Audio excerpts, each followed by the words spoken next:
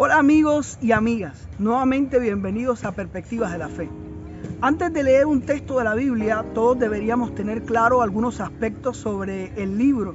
En este caso, pues solamente me voy a encargar de hablarles de esas cosas que debes saber antes de poder leer el Génesis. Casi siempre debemos sumergirnos en la lectura del libro para poder saber con exactitud de qué se trata ese libro.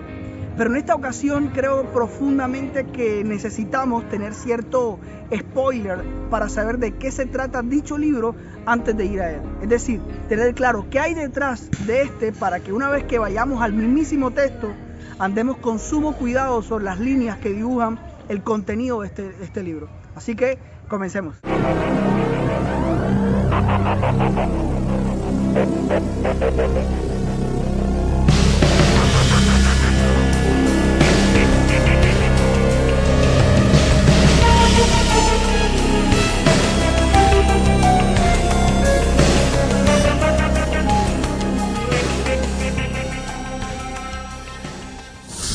Lo primero es que el Génesis es una composición literaria entre mitos y leyendas.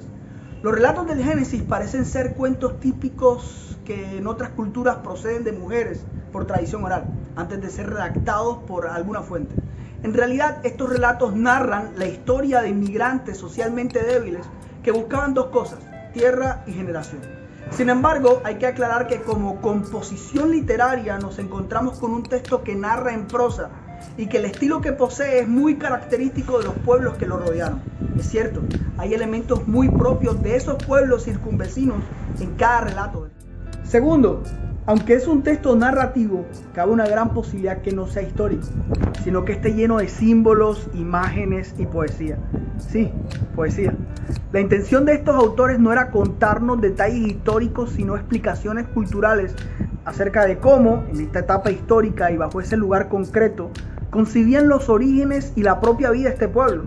Eran relatos para mantener la identidad de un pueblo, brindar esperanza a la crisis que vivían, como también darle un aspecto contracultural a las demandas dictadas por el imperio babilónico. Tercero, Moisés no escribió el libro del Génesis, sino varios autores en un periodo extenso, lo que nos aclara que el libro tiene una diversidad de autores y de visiones contextuales. Antes se pensó que era Moisés quien había escrito todo el Pentateuco, porque en un texto de Éxodo Dios ordena a Moisés a escribir un libro. Pero eso se dudó al leer con cuidado los textos del Pentateuco, pues Moisés es tratado en tercera persona y solo en Deuteronomio se refiere a él en primera persona.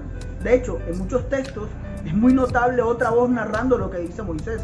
Así que se llegó a pensar que el Génesis es una obra de varios autores anónimos y que tardó muchos años para llegar a su redacción final.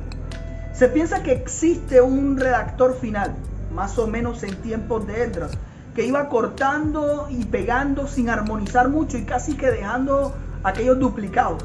Se dice que recopiló varias tradiciones, exactamente 4, y otros identifican prácticamente 6, que son implícitamente identificables en el texto del Génesis. Aquí yo les hablaré de 4 llamadas fuentes. Está primero el elogista, que siempre tiende a llamar a Dios por Elohim. Está el yavista, que es quien nombra a Dios como Yahvé. Están los sacerdotales, que son los interesados en cuestiones del culto, genealogías, en datar muchos hechos. Y por último está el deuteronomista, que digamos que tiene una cierta autonomía de los otros y que se extiende más allá del Deuteronomio, casi que hasta Reyes. Una de sus características más imprescindibles es de colocar siempre en bendición y maldición, en castigo y premios para quienes hagan mal o bien. 4. Posee una función política. Nos intenta contar la posible historia política de grupos marginados. Registra la memoria de diversos grupos que se encontraban fuera de las estructuras de lucha de poder de aquella época. No habla de grupos que tenían una estructura socioeconómica importante o que eran ejes de una política dominante.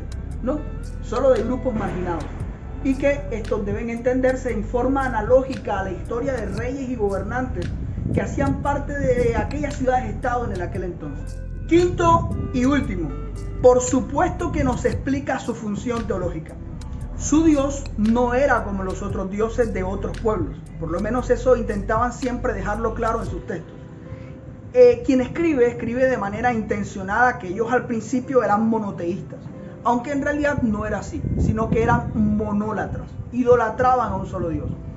Pero ese Dios es presentado como un Dios consciente de la necesidad, que se aliena a la solidaridad contra esos poderes a favor de los excluidos y marginados, que los hace su pueblo y que actúa a favor de ellos, defendiendo a los que carecen de poder. Si te gustó y quieres saber más, no dudes en suscribirte. De hecho, estamos realizando un estudio mucho más profundo del Génesis totalmente gratis. Tenemos un nuevo link de inscripción, así que si te interesa, aquí en las instrucciones te lo voy a dejar para que vayas y te escribas. Esta sección sobre lo que debes saber antes de leer, lo vamos a seguir haciendo. Pero primero ve al curso de Génesis y no te pierdas nada en nuestras redes sociales. Así que, por favor, suscríbete, dale a la campana y comparte. Perspectivas de la Fe.